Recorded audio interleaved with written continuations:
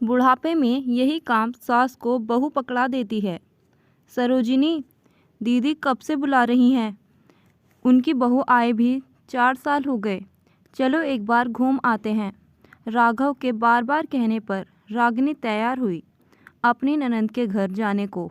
रागिनी दीदी कड़वा बोलती हैं और जल्दी किसी भी काम से संतुष्ट नहीं होती, भले ही उनके पीछे कितना भी क्यों ना किया जाए। 4 भाइयों की सबसे बड़ी बहन थी सरोजिनी। राघव और रागिनी सबसे छोटे। एक दिन का सफ़र तय कर पहुँचे सरोजिनी दी के यहाँ। रागिनी के झुककर प्रणाम करते ही बोली, मिल गया समय अपने मायके को छोड़ कहीं और जाने के लिए। भले रागिनी साल में एक बार मायके जाती हो, किंतु सरोजिनी दी को लगता है रागिनी हमेशा मायके चली जाती है। अधिकांश समय दीदी को बिस्तर पर मोबाइल के साथ ही रागिनी ने सब कुछ चाय नाश्ता खाना नियत समय पर बहू दे देती थी।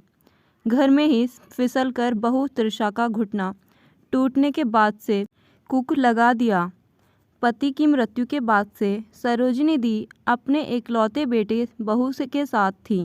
रागिनी ने देखा बहू और सरोजिनी के संवाद नहीं के बराबर है।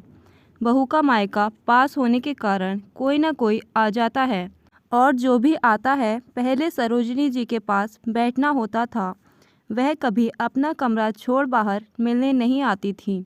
सास का ठसक भी दिखाना था। एक बार तृषा के माता पिता जल्दी में थे, घर के अंदर नहीं गए। बाहर गेट पर बेटी को अपने खेत की सब्जियां दे चले गए।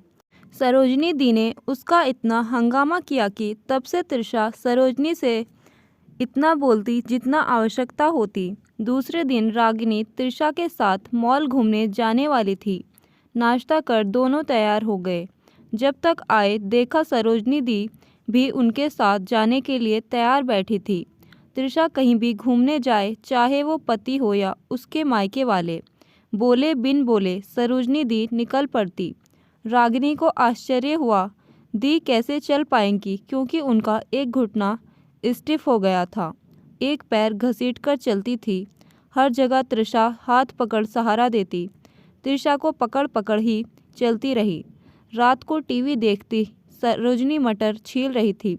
जैसे ही रागिनी कमरे में आई, सरोजिनी दी बोली, बुढ़ापे में यही काम सास को बहू पकड़ा देती है। चावल बीनने, गेहूं साफ करने, सब्जी काटने और मटर छीलने। भले सम्मान दे या ना दे, पर सास को ऐसे काम अवश्य देती है। थोड़ी आवाज़ में नाराज़गी थी। कोई नहीं दी, ऐसे छोटे मोटे काम करते ही आप अपने आप को घर से जुड़ा हुआ महसूस करेंगी। कुछ काम ना भी करो तो खुद परिवार से भी कटा कटा महसूस करेंगी। क्योंकि रागिनी ने देखा तृषा भले बात कम करती हो, पर सरोजिनी दी का पूरा ख्याल रखती थी। गुस्से में बोली, हाँ यही काम करना बाकी रह गया। बाकी तो इस घर में क्या हो रहा, क्या निर्णय के लिए जा रहे हैं, क्या प्रोग्राम बन रहा आदि किसी चीज़ की भनक नहीं लगती। हाँ लेन देन के मामले में हो तो ज़रूर मेरी पूछ होती है, क्योंकि लेन देन का व्यवहार तो मैं ही करती हूँ ना। महत्वपूर्ण काम निर्णय में जोड़ो तो महसूस भी होगा कि मैं भी घर की एक सदस्य हूँ। सिर्फ मटर छीलकर नहीं, पीढ़ी का अंतराल, सोच का अंतराल ने एक फासला उत्पन्न कर दिया। लगा दीदी सही कह रही। बातचीत, विचार विमर्श, फैसले में उनकी राय आदि विषयों के माध्यम से घर के बुजुर्गों को भी जोड़ा जा सकता है।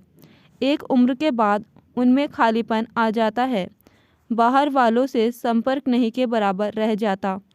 ऐसे में खालीपन कौन भरेगा, इसकी उम्मीद बुजुर्ग अपने बच्चों से ही करते हैं। अगर बच्चे ही उनसे दूरी बना लें तो उनका जीवन कैसे कटेगा, सोचने वाली बात है। सिर्फ मटर छीलकर नहीं, उनके साथ बैठें, बात करें, समय बिताएं, ताकि उन्हें भी अपनों के बीच और घर के एक सदस्य होने का एहसास बना रहेगा। तृषा और सरोजिनी दी के बीच उत्पन्न हुई खाई खुद सरोजिनी दी ने द्वारा बनाई गई थी। अब वे चाहती थी कि उन्हें महत्व दिया जाए। इसके लिए खुद में भी परिवर्तन लाना आवश्यक है। समय के साथ तालमेल कर चलना चाहिए। तब मेरी सास ऐसा करती थी, अब मैं सास बनकर अपनी बहू के साथ ऐसा ही करूँगी। सोचना भी गलत है। क्योंकि आज की नारी शिक्षित, स्वतंत्र विचारों वाली, आत्मनिर्भर और आत्मविश्वासी है, किसी से दबकर रहने वाली नहीं। दोस्तों, कहानी आपको कैसी लगी कमेंट बॉक्स में ज़रूर बताएं। वीडियो को लाइक करें, शेयर करें और चैनल को सब्सक्राइब करना ना भूलें। Thank you.